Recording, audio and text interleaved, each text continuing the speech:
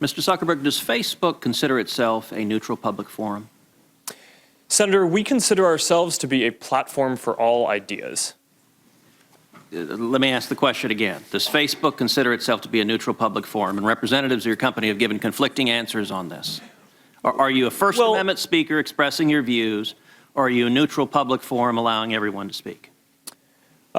Senator, here's how we think about this. I don't believe that there is certain content that clearly we do not allow, right? Hate speech, terrorist content, nudity, anything that makes people feel unsafe in the community. From that perspective, that's why we generally try to refer to what we do as a platform for all ideas. Let me try, just because the time is constrained. It's just a simple question. The predicate for Section 230 immunity under the CDA is that you are a neutral public forum. Do you consider yourself a neutral public forum, or are you engaged in political speech, which is your right under the First Amendment? Well, Senator, our goal is certainly not to engage in political speech. I'm not that familiar with the specific legal language of the law that you speak to, so I would need to follow up with you on that.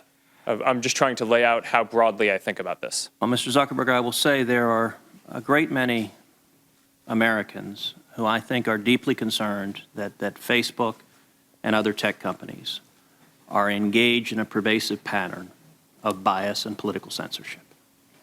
There have been numerous instances with Facebook. In May of 2016, Gizmodo reported that Facebook had purposely and routinely suppressed conservative stories from trending news, including stories about CPAC, including stories about Mitt Romney, including stories about the Lois Lerner IRS scandal, including stories about Glenn Beck. In addition to that, Facebook has initially shut down the Chick-fil-A Appreciation Day page, has blocked a post of a Fox News reporter, has blocked over 24 Catholic pages, and most recently blocked Trump supporters Diamond and Silk's page with 1.2 million Facebook followers after determining their content and brand were, quote, unsafe to the community. To a great many Americans, that appears to be a pervasive pattern of political bias. Do you agree with that assessment? Senator, let me say a few things about this. First, I understand where that concern is coming from because Facebook and the tech industry are located in Silicon Valley, which is an extremely left-leaning place. And this is actually a concern that I have and that I try to root out at the company, is making sure that we don't have any bias in the work that we do. And I think it is a fair concern that that people would at least wonder about. Let me ask this question. Are you aware of any ad or page that has been taken down from Planned Parenthood? Senator, I'm not, but let me just... How about MoveOn.org? Sorry? How about MoveOn.org? I'm not specifically aware of those. How about cases. any Democratic candidate for office? I'm not specifically aware. I mean, I'm not sure. In your testimony, you say that you have 15 to 20,000 people working on security and content review.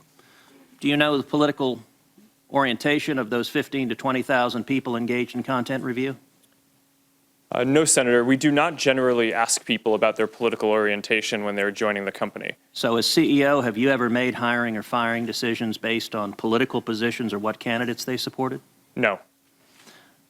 Why was Palmer Luckey fired? That is a specific personnel matter that seems like it would be inappropriate to speak to here. You just made a specific representation that you didn't make decisions based on political views. Well, is that accurate? I can commit that it was not because of a political view. Do you know of those 15 to 20,000 people engaged in content review, how many, if any, have ever supported financially a Republican candidate for office? Senator, I do not know that. Your testimony says it is not enough that we just connect people. We have to make sure those connections are positive.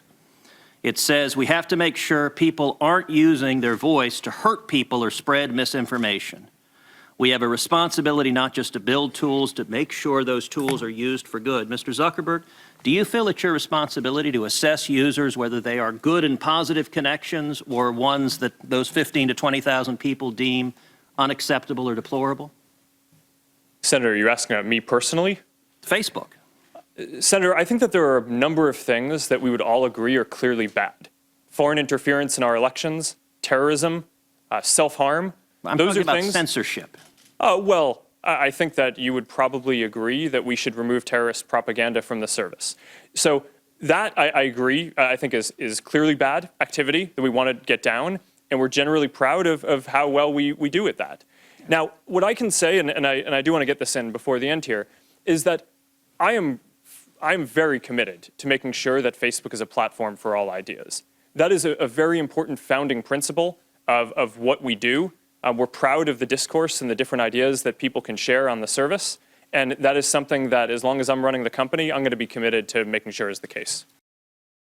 Hey there, thanks for checking out CNBC on YouTube. Be sure to subscribe to stay up to date on all of the day's biggest stories. You can also click on any of the videos around me to watch the latest from CNBC. Thanks for watching.